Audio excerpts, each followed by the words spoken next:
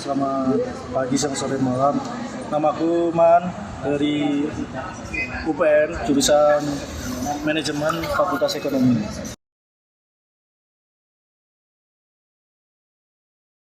Berbicara tentang hoax, fitnah, dan juga saling menjatuhkan,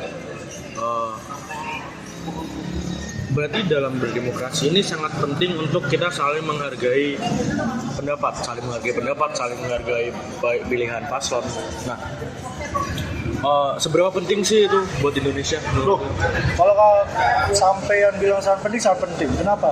Di Pancasila itu ada sila keempat. Ayo, kita sebagai kaum intelektual, kita harus menggunakan sila keempat. Apa bunyi sila keempat? Kerakyatan Yang dipimpin oleh hikmat dibijaksanakan dalam permusyawaratan perwakilan. Nah, ketika kita, itu kan sama juga musyawarah kan? Pemilu ini kan musyawarah, menentukan.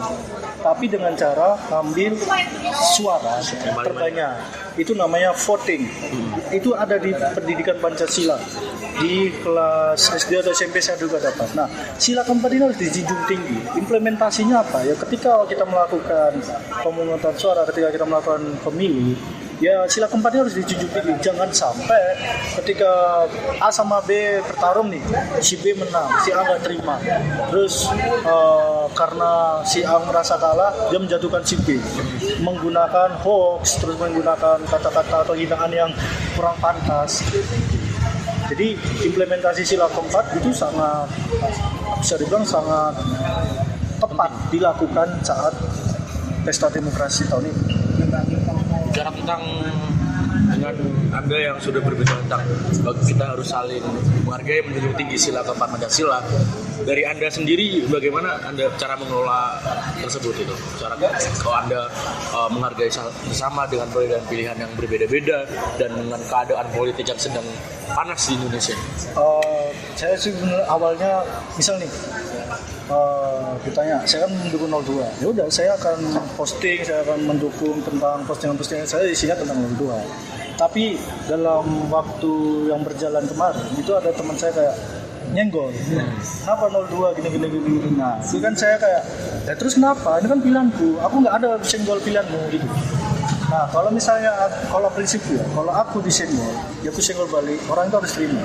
Tapi kalau misalnya aku nyenggol orang lain nyenggol balik aku terima, agak siap terima. Nah, kalau misalnya ada orang yang dia nggak suka sama dukunganku, nggak masalah. Tapi jangan sampai kayak berisik di grup. Kami ada grup, tapi isinya ya santai, cuma mengasah, bisa dibilang mengasah berpendapat lah. Itu sampai menurutku berlebihan juga sih, sampai ngata-ngatain capresnya. Nah, ketika tapi itu kan di dalam konteks pertemanan. Iya, belum yang sampai aku keluar dari grup ya. Terus berisik, kesannya tuh kayak berisik gitu. Terus ku balas, dia nggak terima. Nah itu kan nggak fair.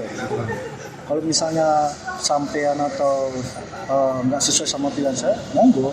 Tapi kalau misalnya sampai mengkritik, menghina yang nggak pas, yang berlebihan, sampai yang dikritik atau dihina kembali, jangan marah, jangan baper.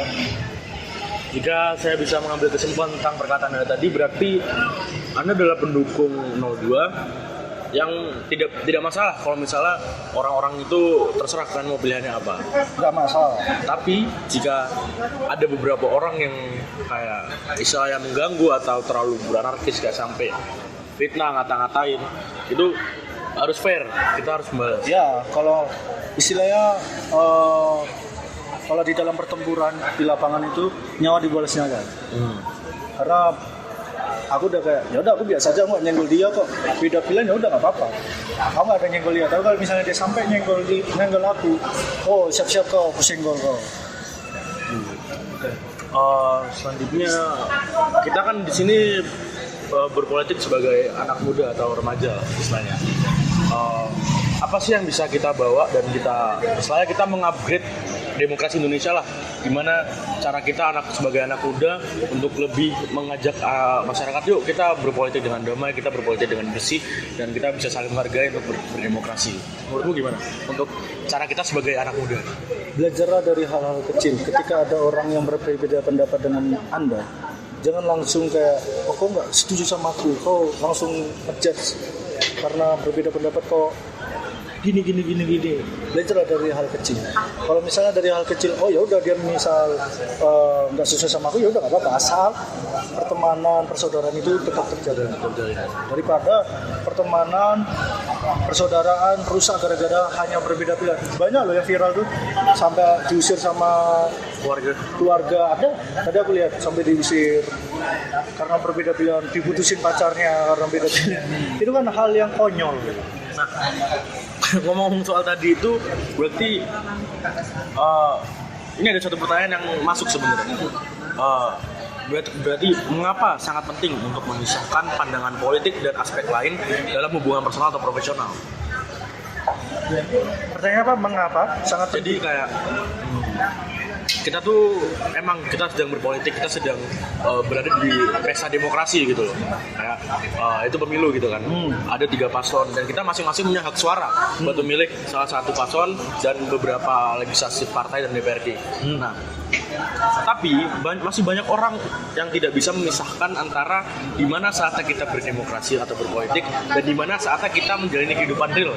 Jadi berpolitik ini dibawa-bawa sampai kehidupan nyata, sampai orang-orang ini istilahnya berendam lah hanya karena perbedaan pilihan politik. Nah, menurutmu itu kayak gimana?